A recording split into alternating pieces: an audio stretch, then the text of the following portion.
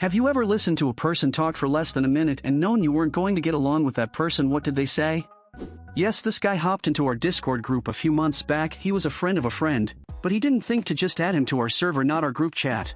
We all hop into a call and first thing he does is make some remarks that are very politically sensitive, send some graphic photos and made some inappropriate remarks. Didn't expect to meet someone and have him offend 6 people in the span of 10 minutes. Are you sure you're not just jealous of his efficiency and multitasking skills? You don't scare me. Wasn't trying to scare you in the slightest. Bro, if he said that when y'all first met, you probably scared him. LMAO. He was peacocking 100%. Told me all women are bitches, you included. No offense. Within the first 2 minutes of knowing me. Oh, none taken, you're clearly not the type of person whose opinion I care about. How does one think no offense changes anything about this obviously offensive statement? The saying no offense is just short form for I am going to say this thing I acknowledge is rude. I just don't want to hear you complain about it. Parent of one of my kids' friends at school said there was a mouse in their house and his wife wanted him to kill it, but he didn't want to kill any creatures, he wants to make friends with them instead. But wife insisted, so he threw his shoe at it and eventually managed to hit it, but it wasn't dead, so he threw his shoe at it another 4 times. It still wasn't dead, so he poured boiling water over it to kill it. It still didn't die, so he poured boiling water over it again. It still wasn't dead, so he decided to leave it alone in the hopes that it would peacefully pass away. The logic of being too squeamish to kill something, and instead decide to torture it to death slowly in the most agonizingly painful way absolutely blew my mind. My cats were torturing a mouse and not killing it because cats are not human and such morals do not apply to them, I guess. Anyway, I felt so bad for the poor thing I picked it up with a plastic bag and snapped its neck cause I couldn't stand to see it continue to suffer. Did I enjoy it? No. Do I like killing things? Hell no. But I'd rather give it a swift death than watch it suffer. It was honestly one of the harder things I've had to do, but I did it because I felt wrong doing nothing. Years ago, me and my ex-husband went to see a movie with an older colleague of his. Before the movie we had dinner at like a chain restaurant / steakhouse type place. Staff on the floor was all 20-ish. I never met this man before, but in the first few minutes of sitting down and looking at the menu he very confidently told us how he came there a lot and flirted with the female staff because they love the attention. The best part? His daughter worked there. All I could think was how I would literally cringe myself through the floor if I was 20 and my 50-years-old dad came into my place of work and perved on my coworkers because he didn't understand that they only put up with him cause they are paid to do so. My papa would come into the restaurants that I worked in. I usually was his server, but once someone else got his table, my coworkers would fight to take him. My papa was a funny dude that left enormous tips and joked with everyone around him that was cool with it. He was one of those tall skinny guys that just looks like a guy you could talk to. I remember I had told him about one of my coworkers having a rough time of it. He came in, specifically requested her and then left her a $100 bill as a tip. When I got home, he asked if she had gotten the tip.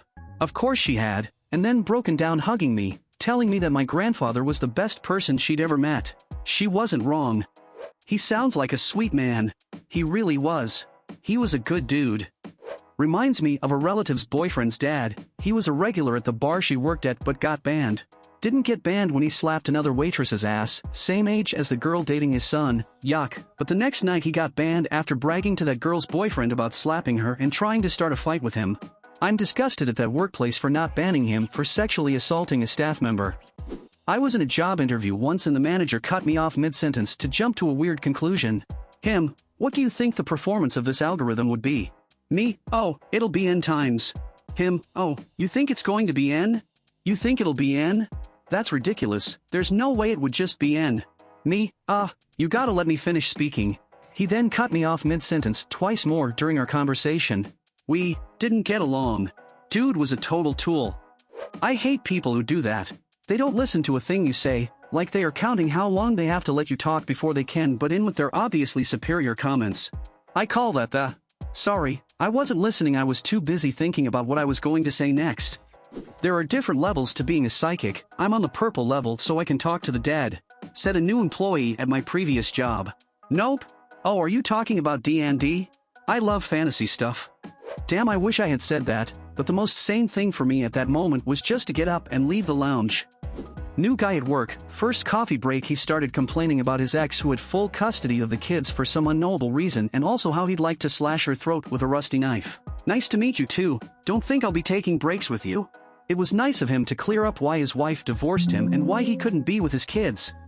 I know I'm not supposed to ask, but I need to know. It's not for work or anything. What religion are you? HR manager. I belong to the Church of Our Lady of Perpetual Lawsuits. Blessed be her evidence. May the settlement open. The courts provide. Amen. Able to settlement. They talk negatively about someone else in a very judgy way. There was this mom in my daughter's school who seemed to know everyone. She talked to me and she spoke so bad about these people. Then moments later I saw her interacting in a friendly way with those she was judging. My eyes rolled so much I could see my brain telling me not to get involved with her. And I was right, because by the time school year ends, her friends hated her and they were talking behind her back too. A girl that used to be my best friend is like this. It was the weirdest thing to see her bitch about all these people then have Insta photos up a few days later with them. I didn't notice she did this until our friendship was on the line, so I asked other people if she did this and they said yes too. That kind of betrayal hurts. I'm sorry you experienced that. Two-faced people are one of the hardest to deal with. She showed up to a little get-together and the person who invited her said that they would be taking bets on who could sit with her for more than 30 minutes. $10 per person, winner kept the pot. I assumed they were just being rude and planned to tell her of her friend's plans as soon as she showed up. She walked in, looked at me and scoffed and asked if the gray car outside belonged to me. I said yes. She told me that with the money that car cost I could have bought something nicer. Okay, well whatever. I went to get a drink and sat to watch the crowd gather around her. I already didn't like her, but she went on to tell everyone about how she could never date someone who had a crappy credit score or couldn't pay their vehicles off after buying it. Someone who wanted to quit the contest asked for a cigarette. She opened up her purse and showed everyone a fresh pack of smokes and then told everyone why she doesn't smoke and why anyone who asks for a cigarette is either too broke to buy them or doesn't plan ahead of times. The guy asked her for one of her cigarettes. She said no and put them back in her purse. She talked about all the cars she bought. Basically her parents would co-sign for her and pay the car off to build her credit and she would give them a few thousand to pay them back. She was nuts and wouldn't stop talking. I disliked her but was also fascinated with her. She was super weird. Update, so I have gotten a few questions about this girl and that night. Also, who is Gina? There was something like 15 to 20 people there and most entered the contest. I think the pot got up to 100 to 120 bucks. The winner was just some guy who I didn't know. He spent the money getting everyone McDonald's and beer, so he was pretty cool. She was about 22 to 23. She had just finished getting her high school diploma because she had dropped out to make money according to her. I think she sold some milkshake things and fitness plans with some MLM. For those wondering what happened to her, and not 100% what happened to her, she wasn't my friend, but she did show up to a few parties I was at and she seemed calmer. She used to bring her own bottle of liquor and wouldn't share, which was kind of funny because on one occasion they caught her filling her bottle with a bottle of Jack that someone had brought and left on the kitchen counter, but she swore that all she drank was Hennessy and Fireball. If she doesn't smoke, why does she have a pack in her purse? And it's not even for sharing, given someone asked and she said no. So she could relish the look in someone's eye when she said no. Just to fuck with them. The balls on that gal. I was listening to the Nexum podcast and the clip of the founder saying he has 225 IQ. If I walked into a room and heard someone say that, I'd walk right back out. I used to brag about my IQ score. It was off of a free internet test.